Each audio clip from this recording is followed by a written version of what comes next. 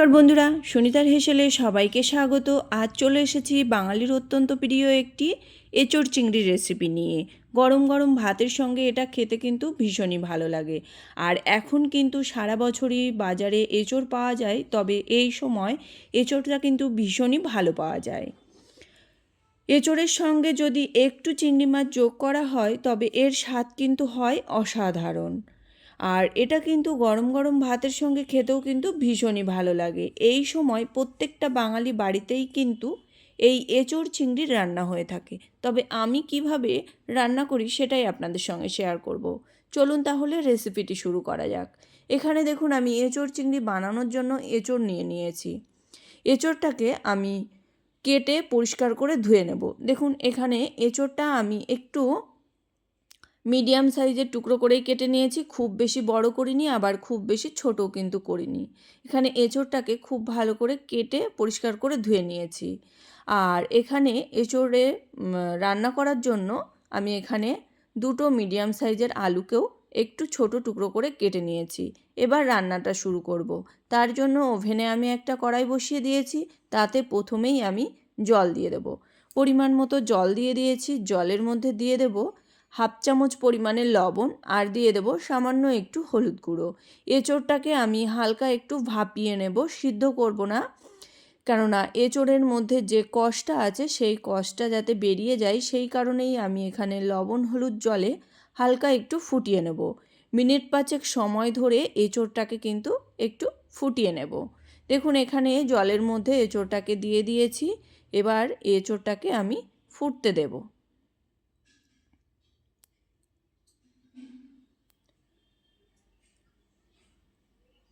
প্রায় 5 মিনিট মতো এঁচোড়টাকে কিন্তু আমি ফুটতে দিয়েছিলাম। এবার এই এঁচোড়টাকে কিন্তু তুলে নেব। জল ঝরিয়ে এঁচোড়টাকে একটা পাত্রে তুলে নেব।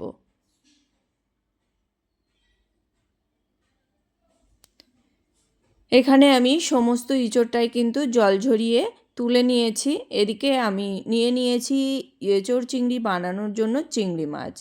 দেখুন এখানে চিংড়ি মাছ নিয়ে নিয়েছি। এবার এই চিংড়ি মাছটির গায়ে আমি লবণ আর হলুদটাকে খুব ভালো করে মাখিয়ে রেখে দেব প্রায় 7 থেকে 8 মিনিট মতো। এখানে আমার মোটামুটি 300 গ্রাম চিংড়ি মাছ আছে। চিংড়ি মাছটাকে দেখুন লবণ হলুদ মাখিয়ে নিয়েছি। এবার এটাকে আমি সাইডে রেখে দেবো। রান্নাটা শুরু করব। তার জন্য আবারও আমি ওভেনে কড়াই বসিয়ে দিয়েছি, তাতে দিয়ে দেবো পরিমাণ মতো সর্ষের তেল। তেলটা খুব ভালো করে গরম হয়ে গেলে আমি প্রথমেই টুকরো করে রাখা আলুটাকে কিন্তু লাল করে ভেজে নেব। আলুটাকে দিয়ে দিয়েছি। আলুর মধ্যে দিয়ে দেবো একটু লবণ আর একটু হলুদ গুঁড়ো। লবণ আর হলুদ গুঁড়ো দিয়ে আলুটাকে কিন্তু একবারে লালচে কালার করেই ভেজে নেব।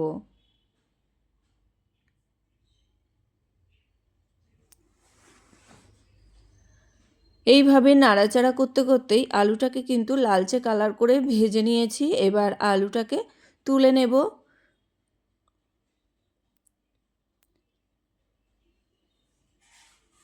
দেখুন এখানে আলুটাকে কিন্তু পুরোটাই তুলে নিয়েছি। এবার ওই একই তেলের মধ্যে আমি একটু ভাপিয়ে রাখা এঁচোড়টাকেও হালকা করে একটু ভেজে নেব। আর এঁচোড় ভাজবার সময় আমি আলাদা করে আর লবণ হলুদটা ব্যবহার করব না, কেননা এঁচোড় সেদ্ধর সময় আমি লবণ হলুদ ব্যবহার করেছিলাম। আর এদিকে আমি আলু ভাজবার সময়ও কিন্তু লবণ হলুদটা ব্যবহার করেছি। সেই লবণ হলুদ তেলের মধ্যে কিন্তু আছে, সেই কারণে আর আলাদা করে এঁচোড়ে লবণ হলুদটা ব্যবহার করিনি। এঁচোড় কিন্তু বেশ হালকা লালচে কালার করেও ভেজে নিয়েছি। এবার এঁচোড়টাকেও কিন্তু তুলে নেব।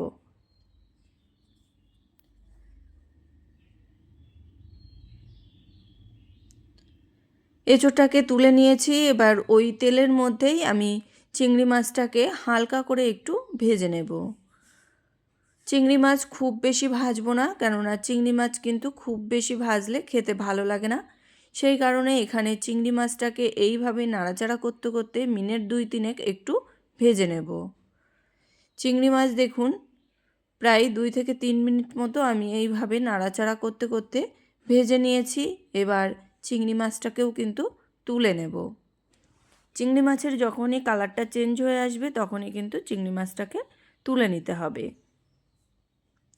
চিংড়ি মাছটাকে তুলে নিয়েছি। এবার ওই তেলের মধ্যেই আমি আরেকটু তেল দিয়ে দেব। তেল দিয়ে এর মধ্যে আমি ছোট 1 চামচ ঘি দিয়ে দিয়েছি।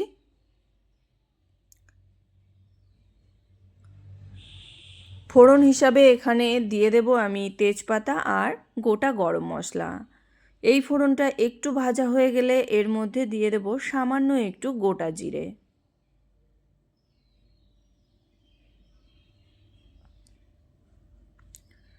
গোটা জিরেটা দেওয়ার পরেও কিন্তু একটু ভেজে নেব।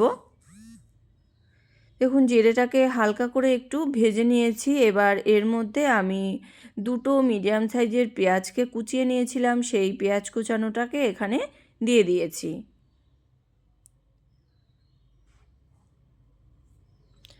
পেঁয়াজটা তেলের সঙ্গে বেশ একটু নাড়াচাড়া করে নেব। দেখুন পেঁয়াজটা কিন্তু তেলের সঙ্গে একটু নাড়াচাড়া করে নিয়েছি। এবার এখানে পেঁয়াজটা তাড়াতাড়ি ভাজা হওয়ার জন্য দিয়ে দিয়েছি পরিমাণ মতো একটু হলুদ গুঁড়ো, লবণ আর দিয়ে দেব একটু লঙ্কার গুঁড়ো। কাশ্মীরি লঙ্কার গুঁড়োটাই এখানে আমি ব্যবহার করেছি। খুব ভালো করে সমস্ত কিছু দিয়ে পেঁয়াজটাকে কিন্তু ভেজে নিতে হবে। পেঁয়াজটা ভাজা ভাজা হয়ে গেলে এর মধ্যে একটা মিডিয়াম সাইজের টমেটোকেও আমি ছোট টুকরো করে দিয়ে দিয়েছি। টমেটোটা দেওয়ার পরে আবারও আমি একটু ভেজে নেব। এবার এর মধ্যে আমি দিয়ে দিয়েছি একটু জল, মশলাটা যাতে পুড়ে না যায় তার জন্য এখানে সামান্য একটু জল দিয়ে দিয়েছি। জলের মধ্যে আমি দিয়ে দিয়েছি মশলা, এখানে আদা রসুন আর কাঁচা লঙ্কার পেস্ট। এখানে আমার পাকা লঙ্কার পেস্টটাই আমি এখানে ব্যবহার করেছি। আদা রসুন আর পাকা লঙ্কাটাকে একটু নাড়াচাড়া করে নেওয়ার পরেই এখানে জিরে আর ধনে বাটাটাকে ব্যবহার করেছি। খুব ভালো করে সমস্ত মশলাটাকে কিন্তু মিশিয়ে নিয়েছি তেলের সঙ্গে। এবার এখানে মশলাটাকে খুব ভালো করে কষিয়ে নেওয়ার জন্য এখানে আমি একটু জল ব্যবহার করেছি। মশলাটাকে খুব ভালো করে কষিয়ে নিতে হবে। মশলা যত ভালো করে কষানো হবে তরকারির টেস্ট কিন্তু ততই ভালো আসবে। এখানে দেখুন মশলাটাকে আমি এইভাবে নাড়াতে নাড়াতে খুব ভালো করে কষিয়ে নিয়েছি। এবার এর মধ্যে তরকারির টেস্টটা ব্যালেন্স করার জন্য এখানে দিয়ে দিয়েছি সামান্য একটু চিনি। চিনি দেওয়ার পরেও মশলাটাকে কিন্তু খুব ভালো করে একটু কষিয়ে নিতে হবে। মশলাটাকে খুব ভালো করে একটু কষিয়ে নেব, তার জন্য এখানে আমি ঢাকা দিয়ে রেখে দিয়েছি প্রায় 5 মিনিটের জন্য, গ্যাসের আঁচটাকে একদম লোতে রেখেই। এখানে দেখুন মশলাটা কিন্তু খুব সুন্দরভাবেই কষানো হয়ে গেছে, মশলা থেকে তেল ছেড়ে গেছে। এবার এর মধ্যে আমি ভেজে রাখা আলু আর এঁচোড়টাকে দিয়ে দেব।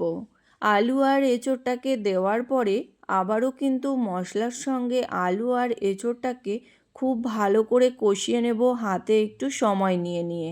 এই সময় গ্যাসের আঁচটাকে কিন্তু একদম হাইতে করা যাবে না। হাইতে করে দিলেই মশলাটা কিন্তু পুড়ে যাবে, তরকারিটা কিন্তু খেতে একদমই ভালো লাগবে না।